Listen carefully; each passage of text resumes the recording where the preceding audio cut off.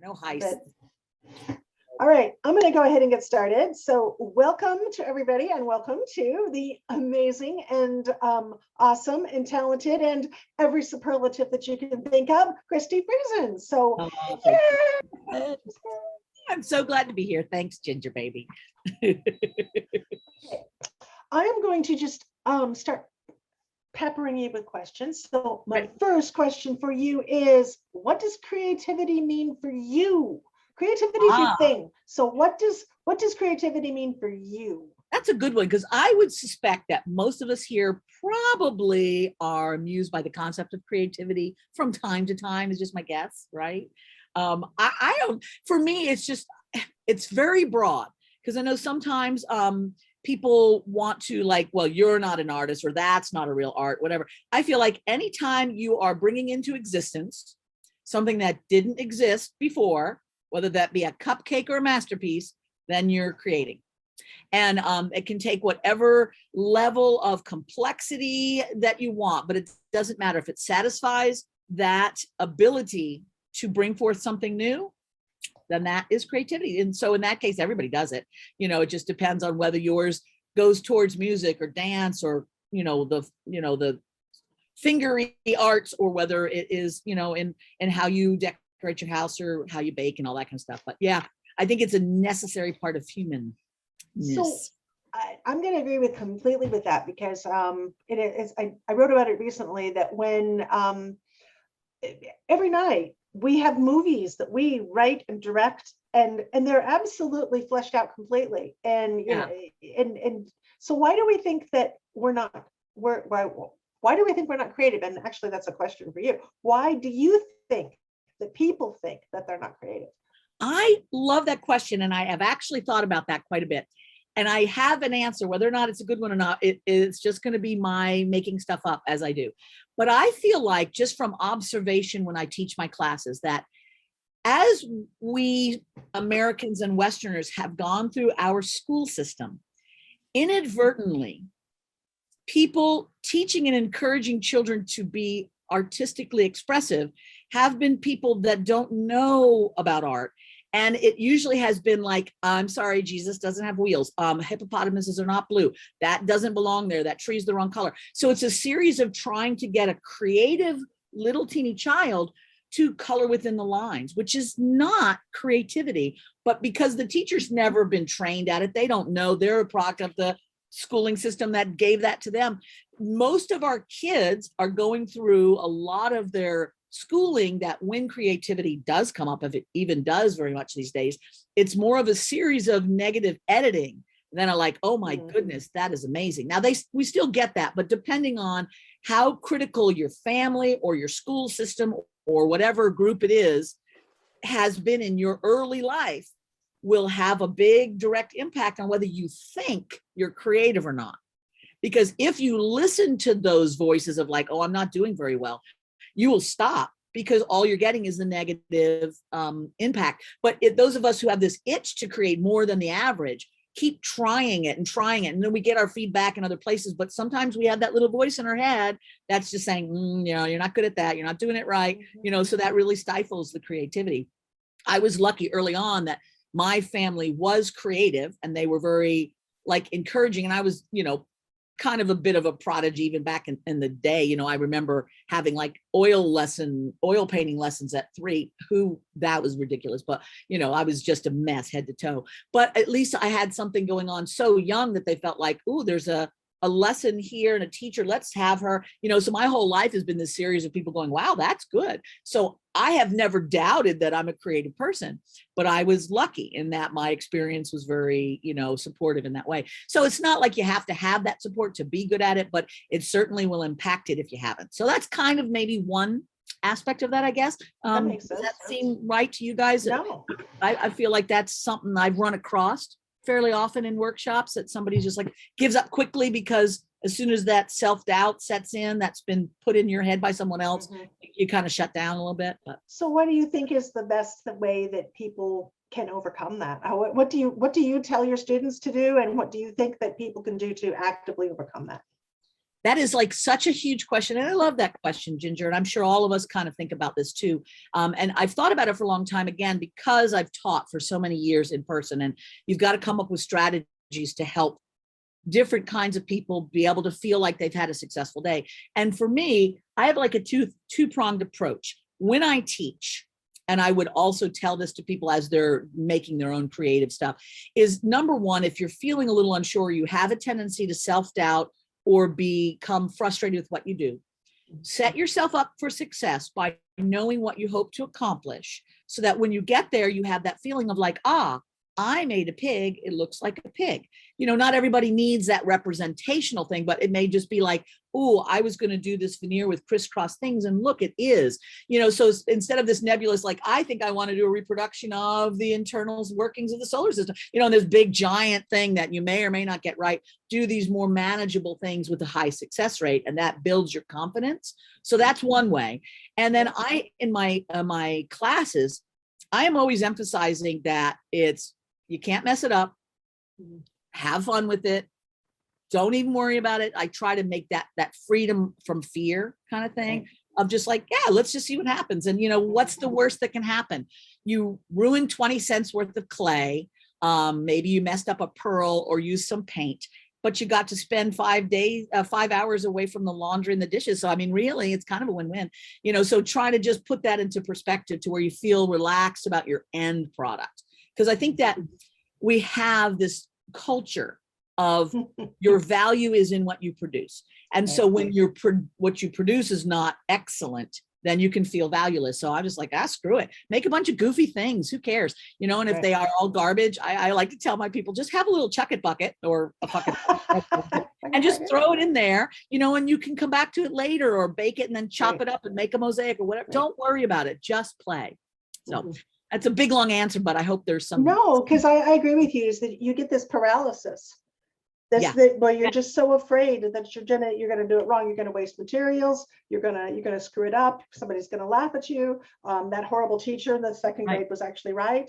Yeah. So yeah. I thought too, if you can tolerate me yammering one more about that. Sure. I've been going through, I've always been interested in this my whole life, but especially in this last couple of years, I've been going through this whole introspection, self-actualizing stuff, kind of like Ricky and I have done our own group therapy here. And because we both had a similar upbringing, we can kind of pull apart our young lives and learn more about ourselves.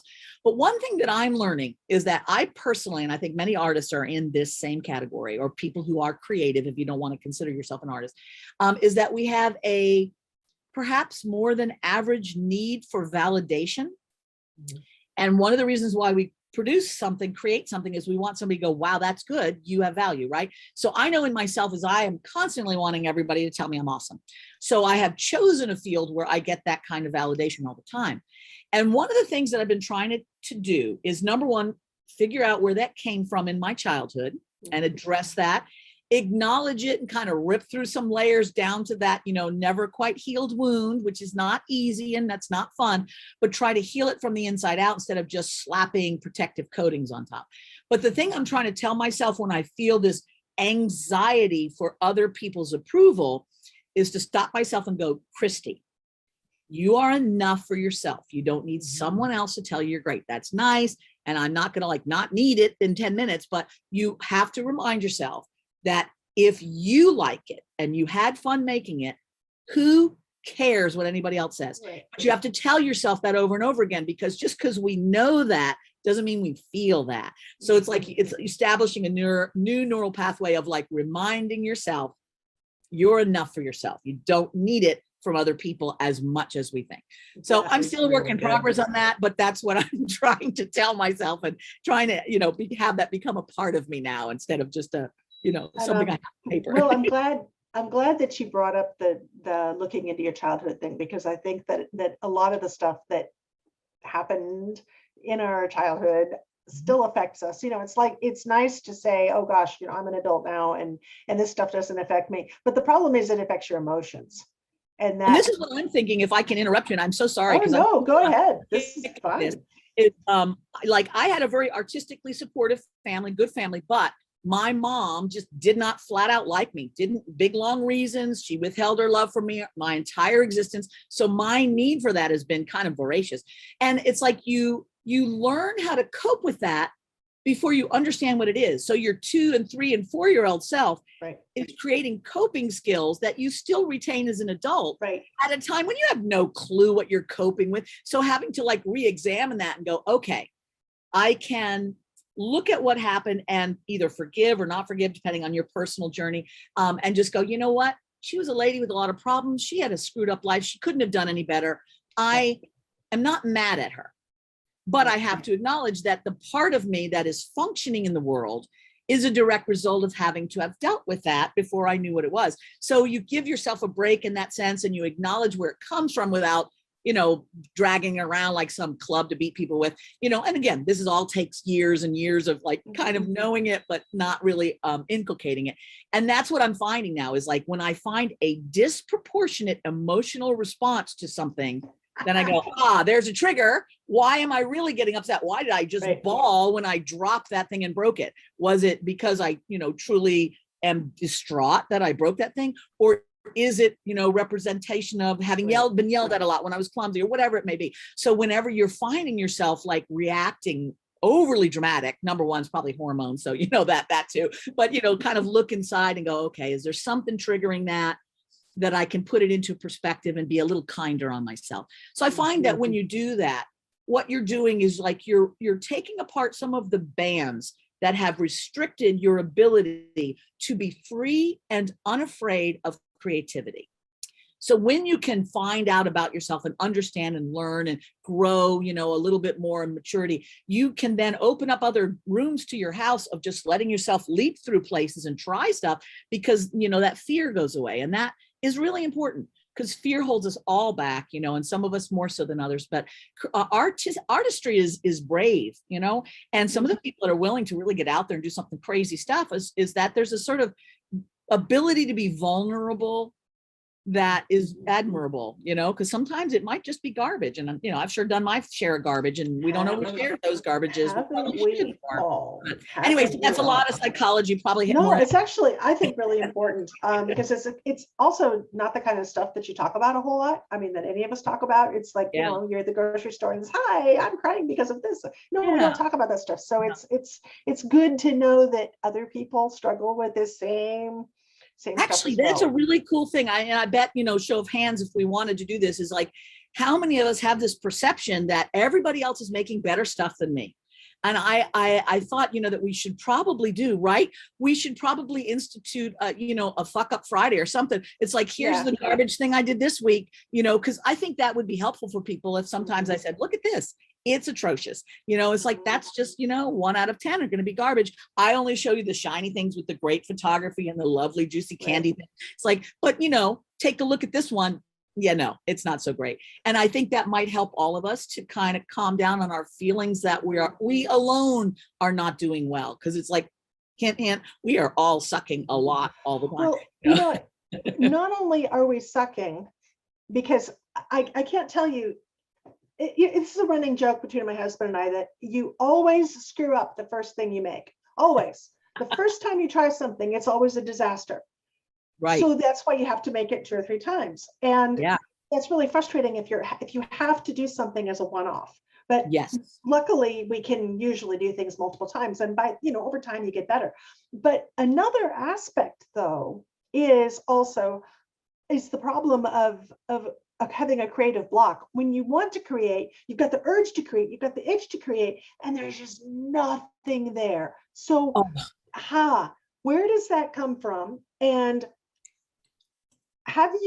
you're incredibly creative now. Have you always been that way? Do you have creative block? Have you ever had it? What do you do with it? If we're doing the show of hands again, like how many people this week have had some creative block, not even counting all month, it's like, I think we're in this creative block time frame right now, and we won't even get started talking about COVID fallout. But we always go through these sorts of things, and I'm glad you asked me that, because I actually do have like a little story about that. And some of you have heard me tell this before, but it was like, there's points in your life that are pivotal to who you become later on.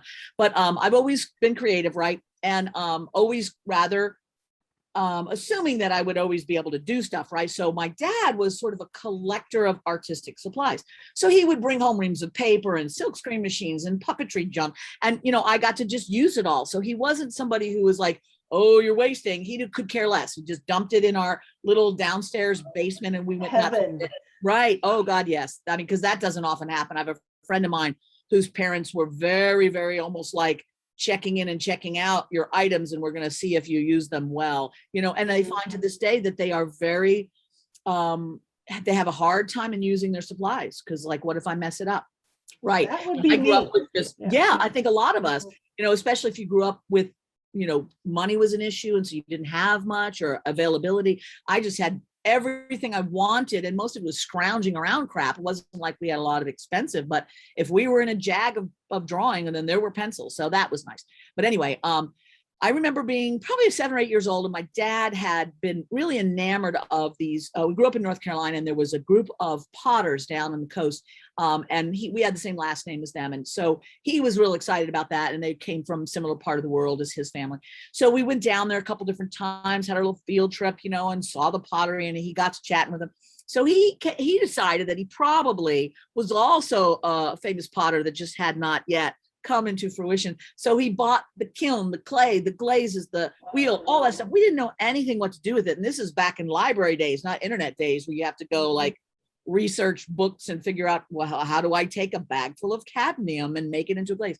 But anyway, so I can remember the day when all the materials were going to come and we knew they would be delivered that day. And I'm being at school. I'm so excited. Can't wait to get home because I just knew as soon as I got home, the clay was there. I was going to make these masterpieces, put it in the kiln. Everything's great. So I get there, I get the kiln, and I'm like,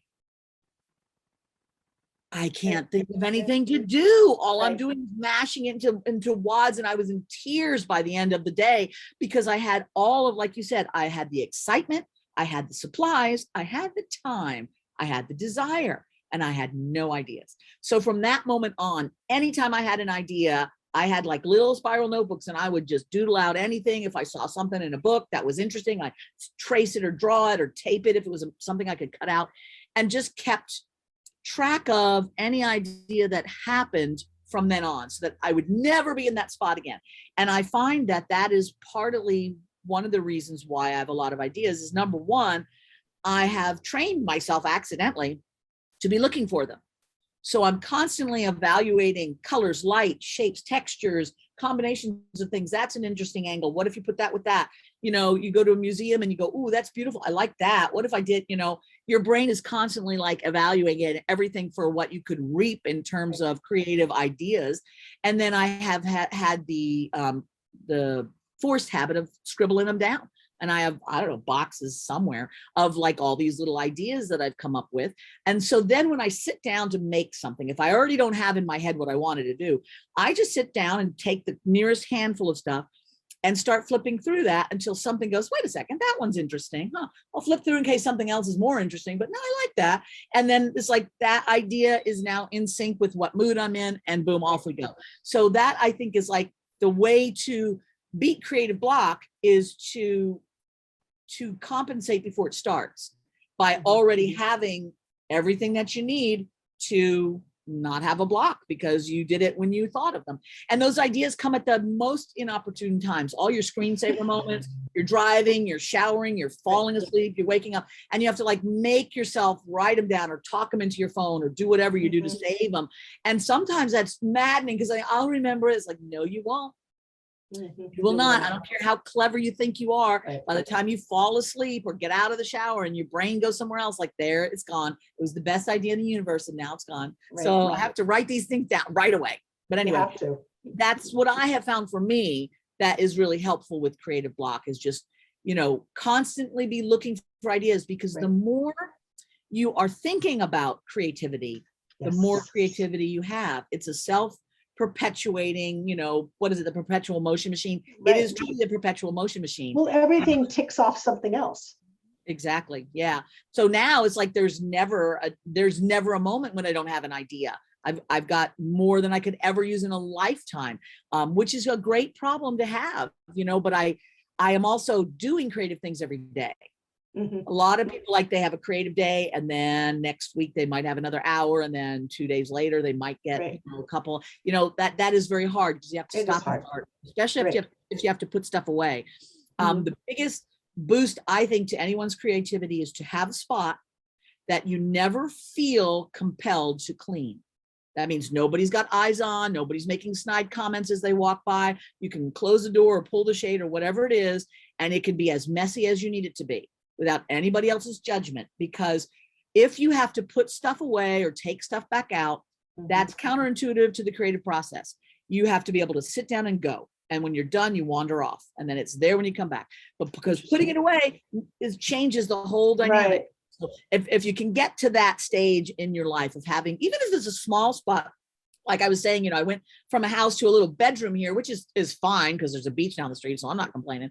But it is a very small studio space. Mhm. And I just kind of roll out of bed though, and it's there, it's ready to go. Everything Mhm. is at my fingertips, and nobody's complaining about how it looks, and that Mhm. is great. It's all I need. I think you made an interesting point, and that is that it's a place that nobody else has a say in the evaluating, because that means that has to do with self-censorship. And if Yes. you allow other people space to censor what you do, then it shuts you down. Yeah. Oh, So and I think unfortunately many creative people are married to engineer type brains. So you've got chaos and control in the same house. And if you're somebody who needs a lot of control in their life and you're living with a chaotic artist, you are just criticizing their worldview, which is very disruptive, and vice versa. So it's very hard because, number one, you can't get validation from that source. There might be a million reasons why they're a good person for you as a partner, but so far as a creative goes, it's terrible because there is always this editing. Why aren't you cleaning up? How much did that cost? How much are you going to make for that? Why are you doing that? It's not what it's supposed to be. It's messy, and they can't help it. That's how their brains are. But if you live with that all the time without, having a discussion going, listen, I love you as a person, but shut up, and go away. The problem, and that you have that boundary thing, but that's hard to do, It but is really hard. if you can, again, especially close the door, it's like, whatever's in there is not a problem for you. Don't worry about it. That's probably good. Exactly. So tell me, why do you create? Now this, once upon a time, I would have told you because I just have this itch and desire to create. But now I've been like, why do I create? Is it because I have this innate desire to create? Or was it as a child when I was creative, my mom could be proud of my accomplishments and therefore give me what little praise I got because I was always doing this exceptional thing, so I don't know exactly why I do, but whether it's, from some early childhood adaptation or whether it's truly just because of the joy of it, what it remains to me right now is I like it. However I got this way, now I love it. And it is just something very satisfying when all the things come together. Even if it's a little small thing, but it's like when the color lays on color perfectly, when you pull those elements of design in and they just mesh up and you feel like a badass. I mean, I love that feeling. It's so addictive. And so I will do that every day. It's my drug of choice and it is very satisfying. I love it. If I go too long without that, you start missing it. So for me, it's now has become a drug, and that's just the way it goes. I'm gonna have to just be an addict. I think it's a good drug. It doesn't hurt anybody. Right. There's no long-term disastrous results, which is good. No, there's not. And so you talked about your childhood and when you were creating. What did you want to be when you grew up? What did little Christi want to do? That is really cool because don't they often say that that whatever you thought you wanted or some things that were really important to you when you were a kid, if you can inculcate them into your life as an adult, you have the most chance of being satisfied with your life. I am an adventurer, actually. And I remember as a child that the whole sense of adventure, I was given, like we did in the day, free range of basically like, okay, go on out there. Here's a knife and some rusty wire. See you at dinner, and off we scampered at our, 4-year-old selves and hopefully made it home at the end. It was like, what the hell? But I feel like that we had woods around us and we could do fishing and we had friends with Jeeps and zip lines, so like my whole life was this adventuresome thing. And part of the adventuring was to create ways to enhance your adventure, like by making spears or interesting little, dioramas of what you could do, or a basket to hold your vegetables in, whatever the heck. So this whole idea of inculcating making of something to go along with whatever adventure you are having, I think that has been a really strong part of me. And a lot of my creativity has to do with furthering my sense of adventure, because I had no idea that being a ridiculous polymer clay artist would lead me to all corners of the world, eating the strangest foods, finding strange things, being led into inner sanctums that I had, no idea were there and were secret. All these mysterious adventure things have all come from my creativity. So it's kind of like it worked out well. It did. But and even now being here, this is an adventuresome place. We snorkel all the time and we hike in the rainforest and, the jungles, and we're just, we're having an adventuresome life here. Which is one reason why I kind of like it here, not settling in some place that's maybe a little bit more normal, because this one's got more adventure, go swimming with the whale. Yeah. That's pretty good. So yeah, I think kind of that's more adventuresome than anything else. So what did you do before polymer? BP, before polymer. It is interesting when people talk about like where they connected with their medium of choice. Yeah, because I mean, obviously you heard me talk about, I did earthen clays, kiln fired clays, all the way until like 16 or so. I was very much a sculptor. And then but I dabbled in other things too. I did wood cuttings and carvings. I did stained glass. I did lots of paintings and pen and ink. I just did a million things, and I still love all of those things, and they all work their way into my creativity. But I went off and, left home, got married, had kids. And at a certain point, it's like, okay, this job that I've got for myself is killing me. I don't want to be an old lady and just cleaning somebody else's toilets. I mean, not that that's anything wrong with that, but I personally don't want to do it. So if I don't become an artist now, so that when I'm in my dotage, I can just kind of mash some things together and scrawl my name on it, and somebody might pay $1 for it, because by then it's like, well, she's senile now, but it is a Christi Friesen lump, so we'll give you $100 for that. So that I better get on that. And that kind of like really fueled my desire to be an artist. And so when I first started just taking it seriously, I tried a bunch of dumb things that I realized were just like, all you're trying to do is make a couple of bucks on some nickety knack. You need to be an artist. So I was doing a lot of various like mosaic, and I mean, not mosaic, but like collage and things like that. And I was part of a gallery in Topanga in Southern Cal near Malibu area. And it was a cooperative gallery. It was a nice gallery. And I realized, everybody does works on paper and things like that are on the wall, but all of the middle section of the gallery is wide open for anybody sculptural. They've only got like one ceramist and maybe one wood guy that hardly brings anything in. If I did my sculptures again, I got all this area in the middle that I could take over. So I was trying to get a kiln, and that's expensive and whatever else. And so in the meantime, I ran across somebody who was doing polymer, which I'd never heard of. And they said, well, come and see my gallery and my polymer. I'm like, what the heck is this stuff?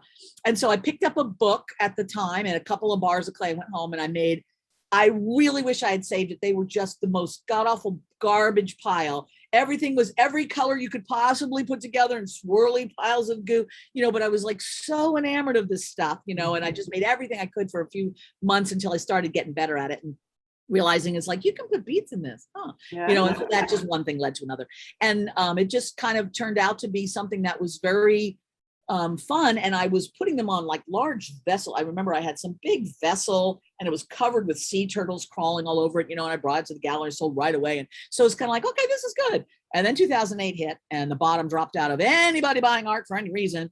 And I'm like, well, this sucks. I certainly can't make my living at selling my stupid artwork, but I wonder if I taught, if that would help. So then I started writing and teaching, and, again, now multiple income streams to try to make sure I can not have to clean toilets in my old age. So that's kind of my little journey there. But I have remained with polymer because it does everything I want. It's instant gratification. I want the color, the size, and everything exactly now as I make it. I don't want the kiln to blow things up. I don't want stuff to shrink. I don't want to have to hope enamels.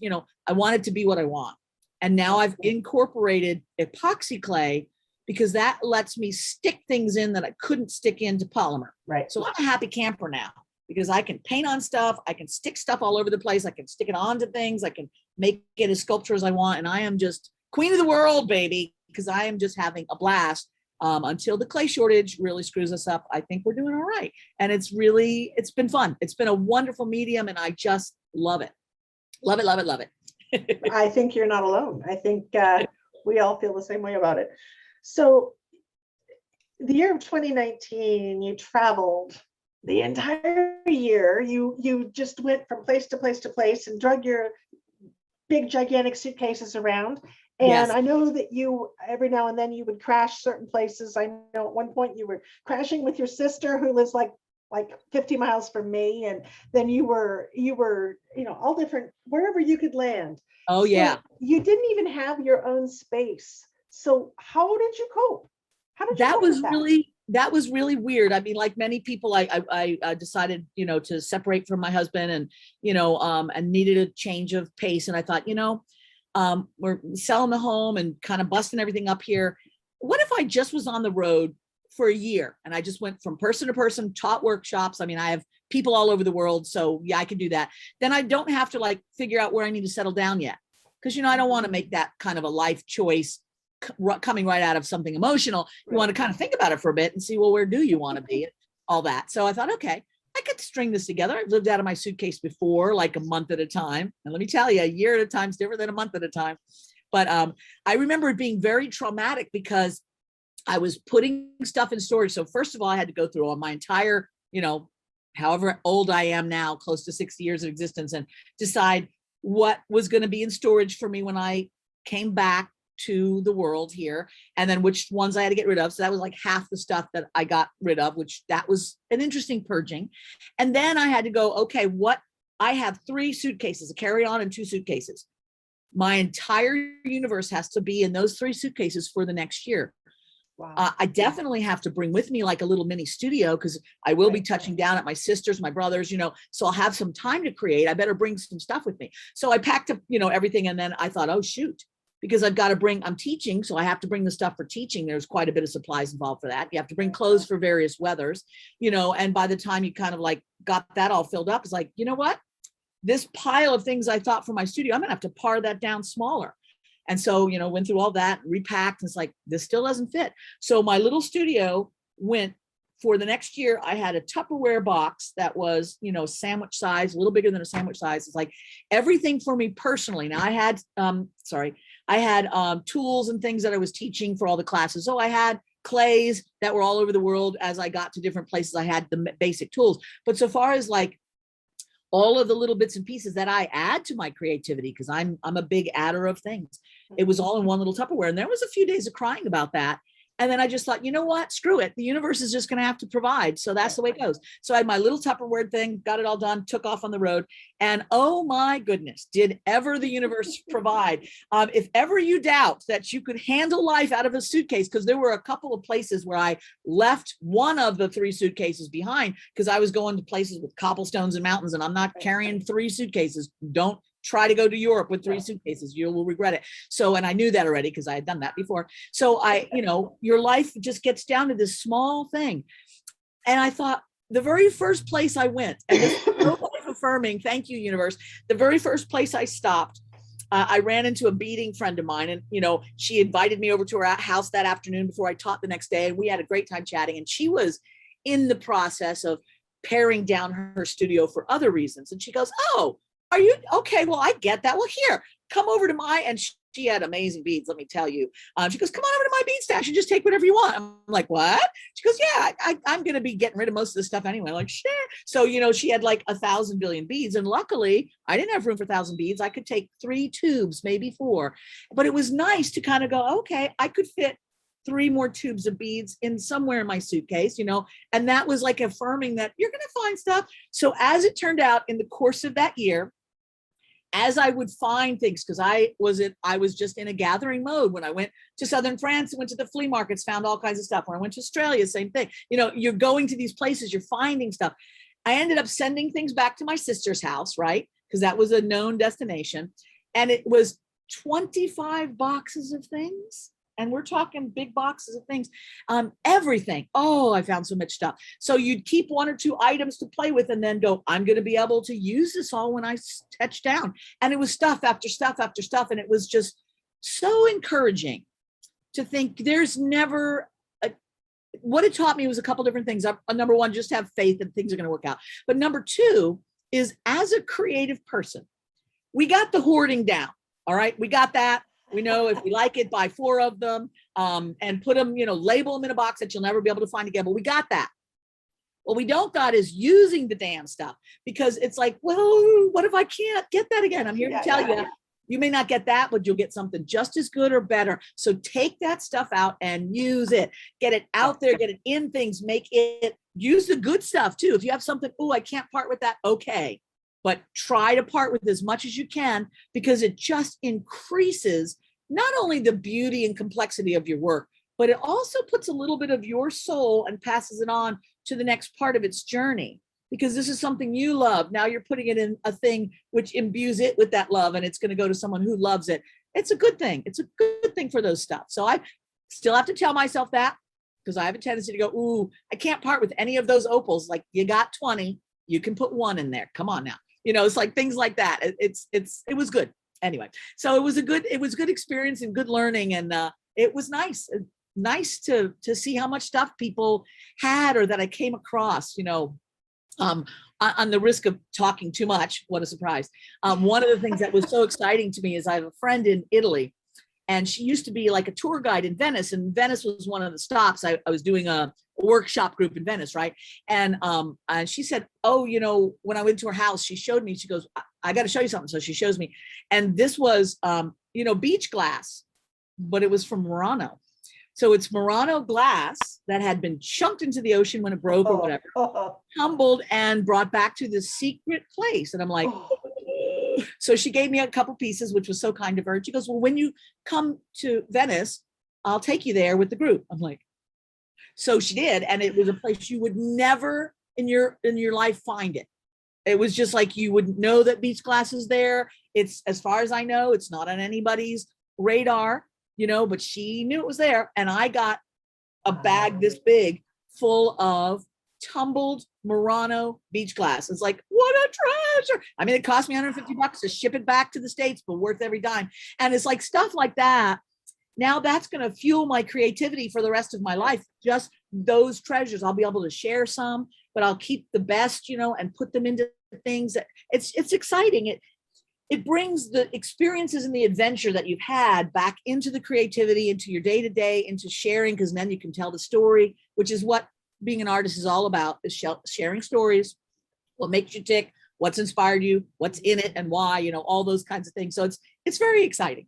So anyway, interesting. I have just determined that I'm going to go through all that and put my hoard to the side, and then, share the rest with the world, so that I don't fall prey to what we all do of just like, I need all of it. My precious, I can't let it. I'm going to try to put it out there so other people can share as well.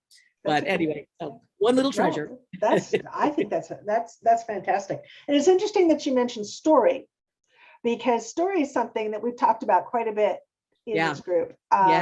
We had a couple conversations about story, and I'm curious, because you make creatures. So do your creatures have stories? Do they have stories behind them? Or they absolutely acquire stories. In fact, I've been wanting to do this and just haven't gotten around to it because of lack of time, is like kind of doing the series where you have the creature, but then it's got its story that goes with it, that's written out. Get that too. But I haven't had the time to that. But as you're making, these little weirdos, right? And I make a lot of the little weirdos, you start to kind of like identify, like, wonder why they got their face like that. What happened to them? And in my head, who they are and what they've gone through and stuff. Sometimes it's sort of nebulous, but a lot of times it's like with clarity, like, okay, so this guy, he just pulled off a bank heist, and it's like whatever it is. And that creature starts coming to life. And I think sometimes I don't put it out there. I just give them a name, because whoever else is looking at it, they might come up with a story for it. But most of the time people do ask me, like, what's its name? And is there something about it? So I want to kind of do that a little bit more, is put the stories behind them, because they got their own. I think but your stuff, your stuff doesn't have the typical story. Your stuff looks like it always has kind of an unusual, they all had an unusual childhood. Let's put it that way. They absolutely did. Something happened along the way that was a little weird. So, at the risk of sounding negative, is there anything you dislike about what you do? Because you've shared about how you love what you do. Is there anything you dislike about it? It Either owns, professionally, business-wise, or right. Yeah, it kind of consumes me. And sometimes that can be exhausting. I know, Ginger, you and I have talked before just about the business of being an artist, which is a whole different ballgame than just the art of being an artist. And whether or not you're a business person with your art or not, it really can be difficult sometimes to put some boundaries on yourself, to have a breather, especially in the ages of the internet where everybody can just ask you questions all the time and bombard you with that. But it's like, I wake up thinking of ideas, I go to bed thinking of ideas. It's constantly a hustle, because it's, I'm trying to come up with processes and things that create a self-sustaining income stream so that I can free myself up for more life, more interaction with humans, more playtime, just for whatever I want to make. But that's a long process. And in the meantime, there are days where I sometimes just wake up and just like, what am I freaking doing? All I'm doing is working all the time, which is such a whiny thing for me to say, because my work, anybody in the planet would trade their work for my work, I think most days. It's like, oh, boo-hoo. If you're getting tired, you can just go across the street and put your feet in the ocean. Yeah, tell me about your work.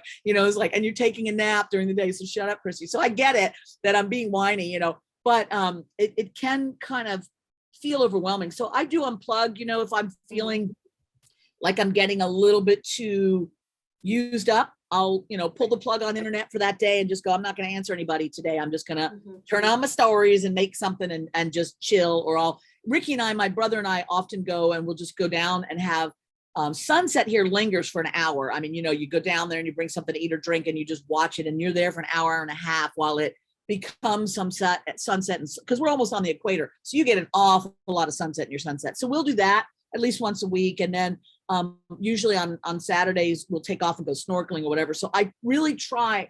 I didn't used to do this. I didn't used to force myself to take naps and to just get out of here, because there's always so much to do. Right. And I just thought, the work is always going to be there. You got to live your life.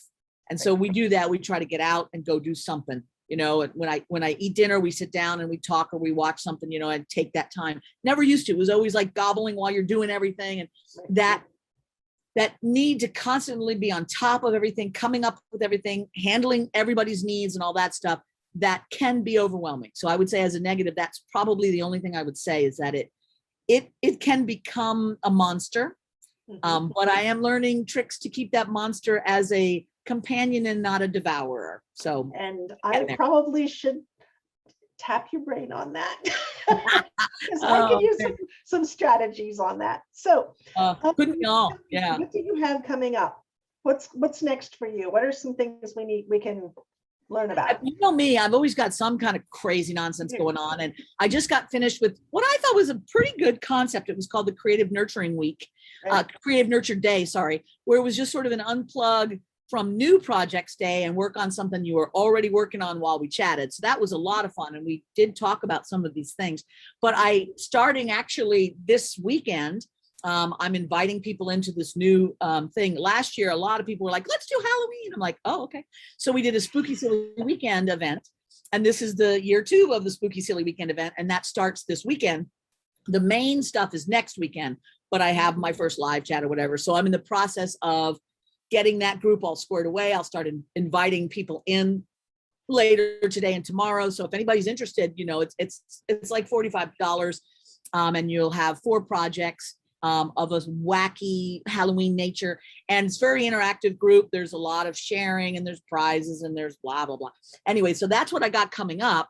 So it's basically, you get invited into the membership group, and we just hang out in there pretty much from now till Halloween, with the main thing being next week of live chats and demos. But what I do for those is I make up the videos of the project and put them up in the group. So you can access that video anytime you want and do it as your schedule allows. And then the live chat, I just sort of demo the highlights and answer questions and things. So it's not like you got to be there for the demos or else you'll miss how to make it. So there's not the pressure of like performing and making it while we're all watching. But I've got that coming up. So the Spooky Silly Weekend, I think, is my next thing of note, which I think is fun. It sounds fun. So thank you. I've got, I want to open up, questions too. I'm going to take me off spotlight. Rainbow spotlight. There we go. And take No you reason off. I'm So we gonna can go anywhere. So, So just no, you're not, no, nobody's going anywhere. So open up for questions. So we see that right away. Roby has a question. So Roby, what would you like to ask Christi? This is kind of an aside. I'm good with that. I spend part of the year on the Big Island, and I have never found a source for clay. You know, the hardware store just doesn't get it. Hawaii is not real big on your craft supplies. You got to ship them in, baby. Thank heavens for Amazon Prime, because I'll tell you what, finding things like that are tricky, especially your clay. So for me, yeah, I have all mine. I order them directly from Sculpey, or, get them online through Amazon. Definitely have to go that way. So you kind of have to plan a little bit if you're going to come on island, whichever the islands you're on, and sort of bring some of that with you. Otherwise you won't find it here. And you pack it in your suitcase, no problem. It's never a problem going through your packed bags. I've never had any problem putting it in my carry-ons, but some people have. So I just said, throw it in your packed bags, you're fine. But yeah, so definitely, Roby, you got to bring it with you, baby. Awesome. Thank you. Thank you. Next question. Oh, come on. We always do this. And nobody says anything. And then I've talked so much that up. what you even want to ask was 47 questions ago, right? Right. And with new crap. So Deborah. I'm interested to know, did your kids turn out creative? Oh, yes. My son he's actually a writer and a comic book artist. He's done a number of books. You can get him on Amazon, Ray Friesen, and his new book has just come out. And it's called, it's volume 3 of the Pirate Penguin versus Chicken Ninja series. Very clever, and he can do sculpture. He's very great as a cartoonist. My daughter Lexi is she does a lot of digital art, so she'll do digital paintings and things like that. So yeah, they both turned out super creative, which is nice because now we all have that in common, which is Wonderful. Tom, you had a question? Well, it's not so much a question as just to thank her for her nudge cards. Oh, I'm so glad. That right there is a great inspiration, just shuffling those up and coming up with something. If you don't have something you want to start doing right now, you pull out the nudge cards and you can have a project laid out for you right there. Good. I'm so glad to hear you say that, Tom, because I forgot even to tell you about that. They've been out of print for a little while, but right now they're in print. So I've got like a pre-order special on my website. If you want to go, it's like $5 off. I think it's 20 or 21. And it's a tarot card size deck.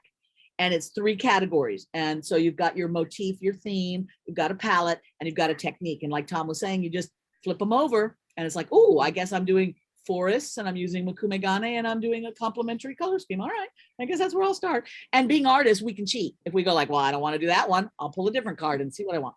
But there's lots of ideas.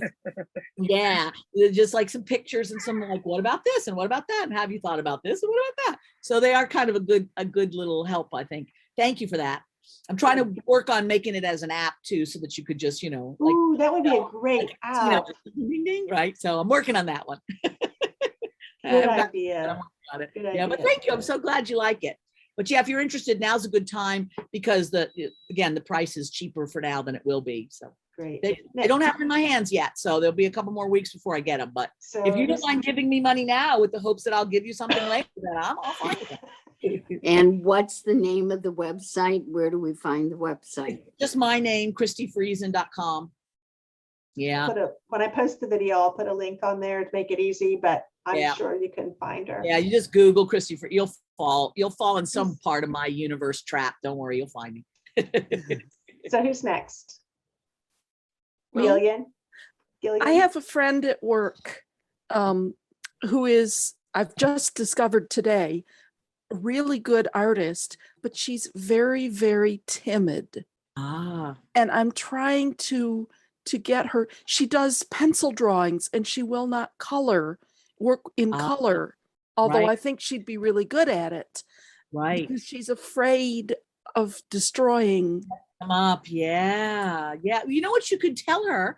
This has worked for some people that I help with, that is have her take some photocopies of one of her pieces on cardstock, and then she's got a couple where she could just practice.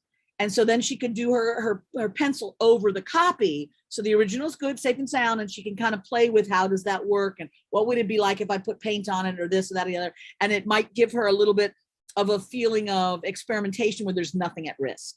But That yeah, was exactly what I told her, but I that didn't know was- if there was anything else. no, that's the best way. Yeah, exactly. I mean, That's a not great that idea. pencil drawings by themselves are not great, because they can be a beautiful medium and they don't have to have color. But generally speaking, if she's not coloring because she wants to, I mean, is afraid to, as opposed to she doesn't want to, then anything that'll get her over the hump would be great. Mhm. Yeah, but you know, I think it's been hard for me to realize, because I'm obviously not shy, and I have whatever shyness I might have had is a distant memory, to realize that many people have anxiety about social interaction.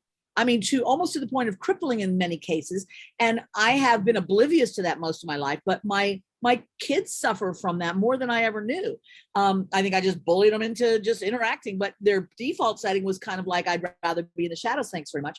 And it's hard for us sometimes to remember that sometimes people need some way to be able to put something forth that is not putting all eyes on them, because it's very hard. So if you, like, I sometimes tell people, if you are compelled to go sell in person, which I have old thoughts about that, but you know, and you're very scared about that kind of thing, team up with somebody who's gregarious, that doesn't necessarily have to even be an artist, but that doesn't mind talking about your work. So you can kind of quietly be in the corner drawing and let the other person tell everyone how great you are. You know, something like that, where you kind of team up with a helper human to make it feel a little bit easier to interact. Sometimes that's helpful too, you know, just in terms of getting your art out there. So thank heavens for social media for that reason, is that we can just hide behind the pictures and hide behind the words, and that makes it manageable for people sometimes. So that's good. But yeah, encourage your baby. Plus now you got a friend, so that's cool. That's great. So next question. I see I have it. a question.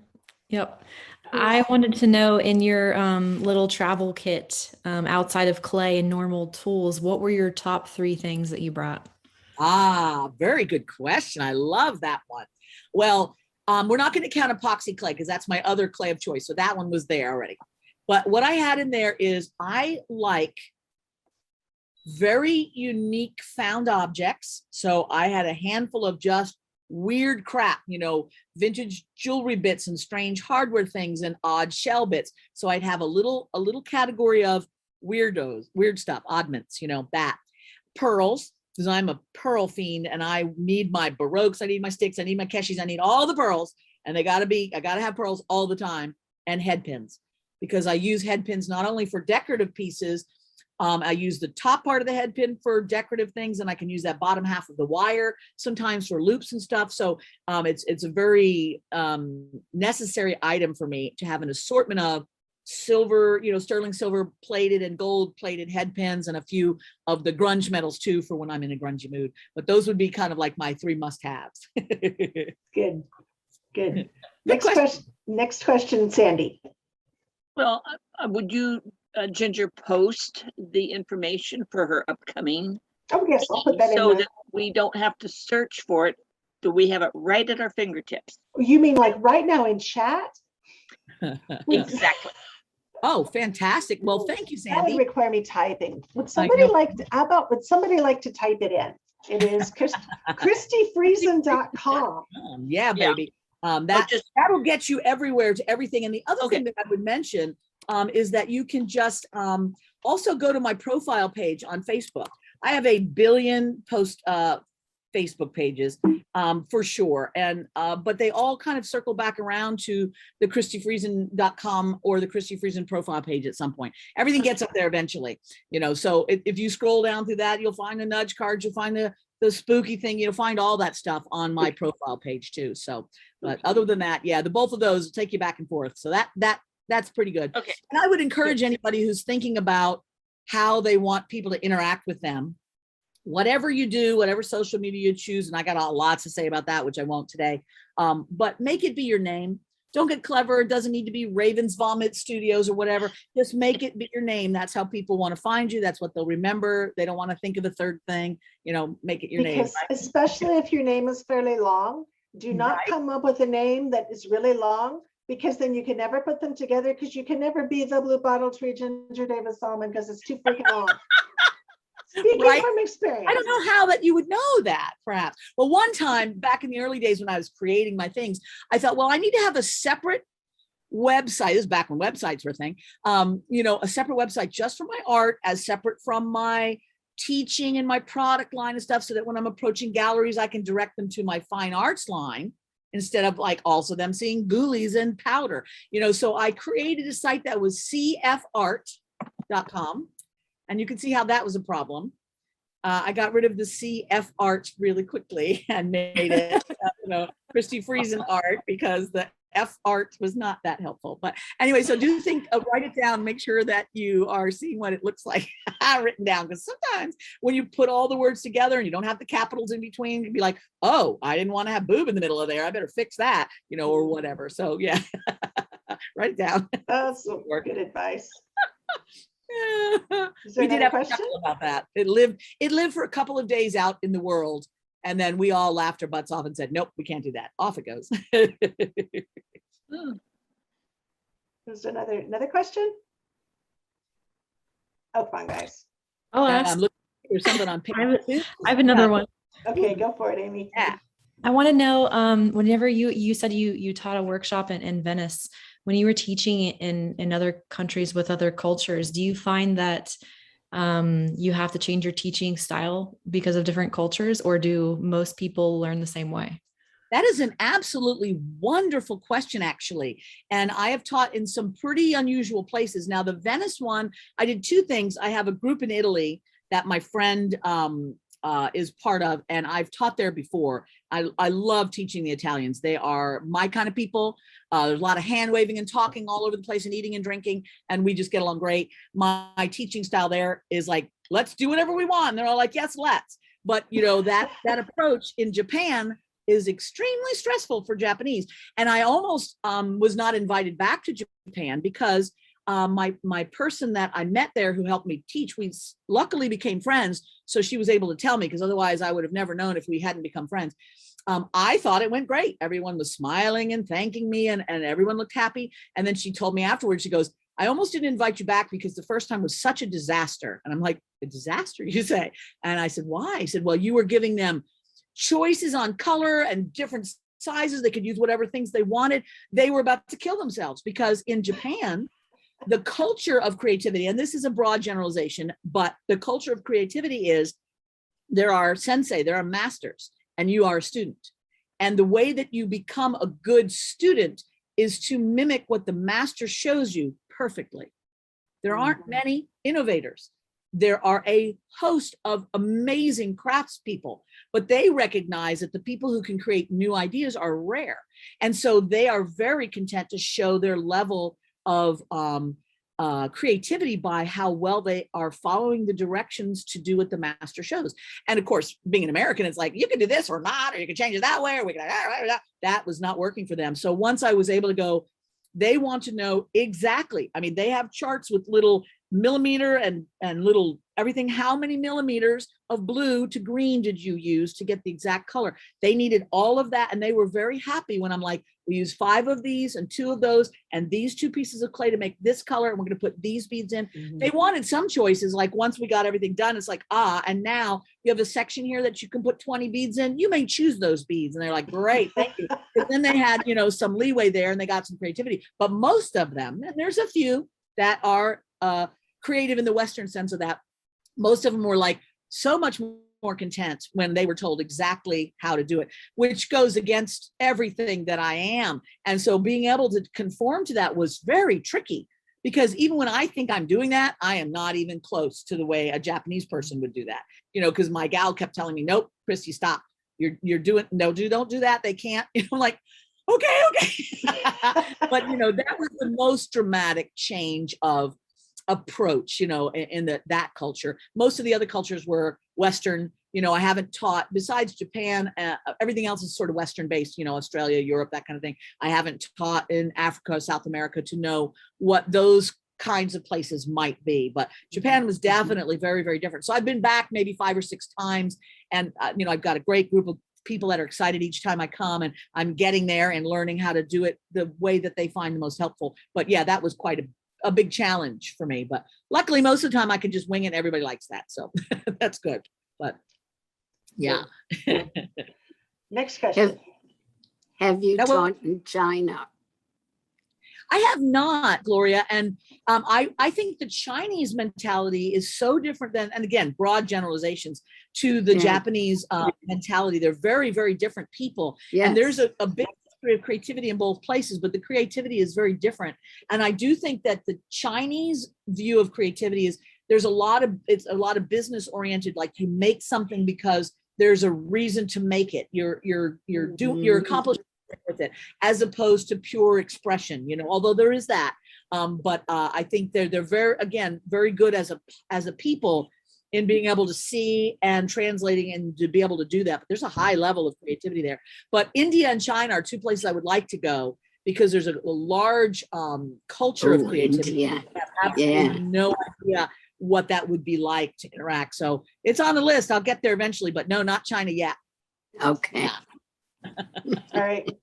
Time for one more question. Who would like to ask a question? And I've sure enjoyed being able just to chat with you guys. And I know that my pure volume of words have probably forced any questions out of most people's heads. So I appreciate the level of good questions. You guys have asked some really good and fun questions. I see a waving down there. Yeah, Susanna, go for it, Susanna. Hi. First of all, I find you very fascinating. I mean, your stories are amazing, like super inspiring. And also, I wanted to ask you I've been very focused on the artistic part of creating, of course, but how can I go a little more to the business part? I mean, kind of the opposite we were just talking. I would love to dedicate my time to create and live out of it, instead of having a day job and doing this for fun. I think that's the dream of many artistic people, is how could I make this be my life? Because when you go to a job, it sucks your life out of you. Even a good job does. So you come home and you're tired. You don't have any creative energy. It's like creative block half the time is you're just tired. It's not anything to do with the fact you don't have ideas or desire. You just need a nap. So being able to do something where your creativity could become the basis for your survival is definitely a goal that many people have. So I'm really hearing what you're saying.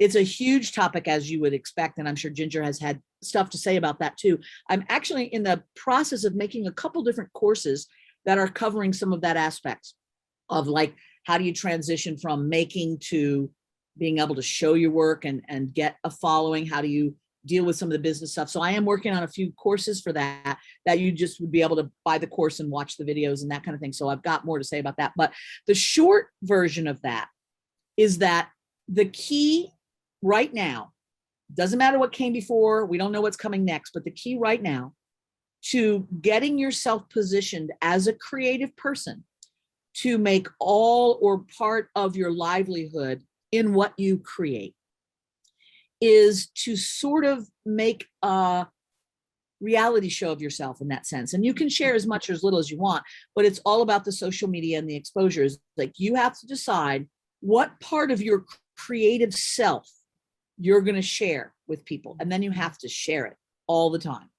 I recommend, many of us are Facebook people, and you get a Facebook group and you show your works in progress. You talk about what you're making and why, you show some of your inspirations, whatever you choose to do. But you have to be constantly the person who is taking what you do to people that weren't yet aware of you, and creating both the interaction and friendship among people to where they like you, but the exposure to what you make to where they get to the point where they can't live without it. And that's a lot of work.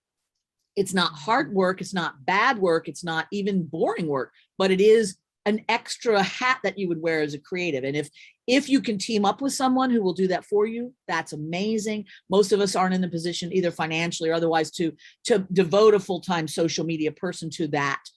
We kind of just do it on our own. But I would encourage you that the best thing you can do to start out with is, you make a Facebook page, or you use your profile page, and you start regularly, or your Instagram regularly, putting pictures of not just like, I made this and I made this and I made this, but kind of like, oh, I found these items and I'm thinking it might be this, and let me show you. And now I've gotten this far, and here's what like when people are involved in the process of your creativity, not just the like glory shot at the end, but all the messiness that comes until the end, they connect and identify with you in a very special way. That is that kind of that community of patrons and supporters that as an artist you need in order to make a livelihood out of it. So that's kind of like the sort of little overview. There's so much more to be said, but that's a whole nother talk. But I would just encourage you to kind of wrap your brain around, how can I share what I do on a regular basis with the world so that they know who I am? And that's where it all starts, and then the rest is more details, but that's my biggest help, I think. Yeah. Thank you. Thank Deborah. you. How do we get you to Tampa, Florida, and other places to spread your artistic inspiration? Oh, thank you, Deborah. That's so sweet. And that's one reason why I went on the road for that whole year is I knew, I could have done it for 2 years. I knew I had enough places that would have said, yes, please come and teach for the weekend. And you can stay with me for a couple more days. I could have just been on the road for age. Actually, I probably never would have had to stop if I didn't want to, but I really appreciate that you say that. And I've been in that area down Tampa and I've been in some of those ways before. And I've got people down there in a heartbeat that would be excited to see me back.